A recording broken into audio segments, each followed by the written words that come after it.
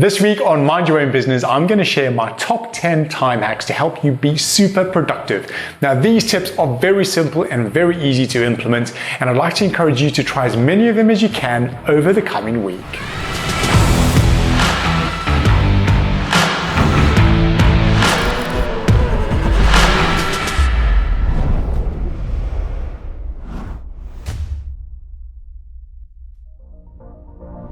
Tip number one is to kill your email notifications. If you have email notifications that either pop up or ding every time you receive a new email, then go into your settings and just kill it altogether. They are massively distracting and they almost certainly lead to a bit of procrastination, so just remove that temptation altogether. Tip number two is also about email. Instead of checking your email throughout the day or whenever you have a spare 5 minutes, book specific slots in your diary of when you're going to deal with email. I recommend 2 to 4 sessions a day, and you probably only need 15 to 20 minutes per session. Tip number three is to use do it, drop it, or defer it in conjunction with tip number two. So when you have your assigned email slots, go into your emails, and if you can reply to an email in 2 minutes or less, then do it straight away. Drop it is about deleting any of the emails that you might have been copied into that you don't really need to know about, or any spam that you might have received, so that just keeps your email box nice and clean. And defer it is for those emails that need a little bit more attention. Go into your diary and book a time when you're going to be able to deal with that properly and give it the attention that it needs. Tip number four is to book a do not disturb time. If you're at work, make sure that you tell your colleagues about your do not disturb time.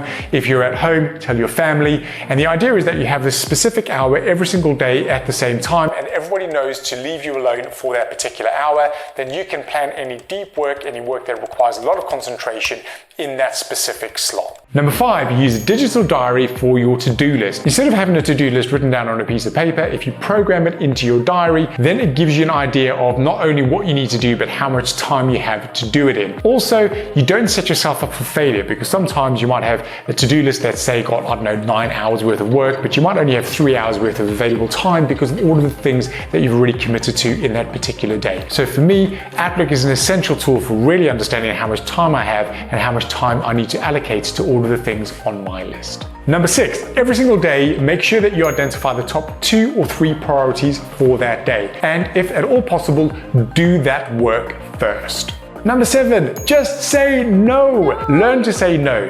Don't agree to go into meetings that you don't need to go to. Don't agree to doing tasks that you don't need to be involved in. Just say no to give you more time to do the things that's on your to-do list. Number eight, use software like Trello or Monday.com to keep on top of those tasks that are kind of ongoing projects or more complicated in nature. Personally, I prefer Trello.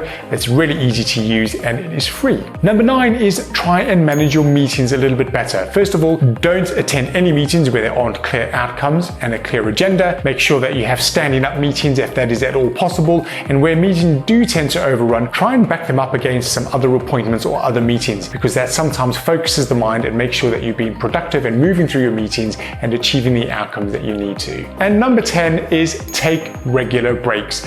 You need some time to re-energize, and going for a walk, stepping away from your desk is really important, because when you get back to your work, then you're in a more focused frame of mind and you can do your best work. So there you go. Those are my top 10 tips to helping you become super productive. If you found that useful, please like and share, and I will see a much more productive you next week on Mind Your Own Business.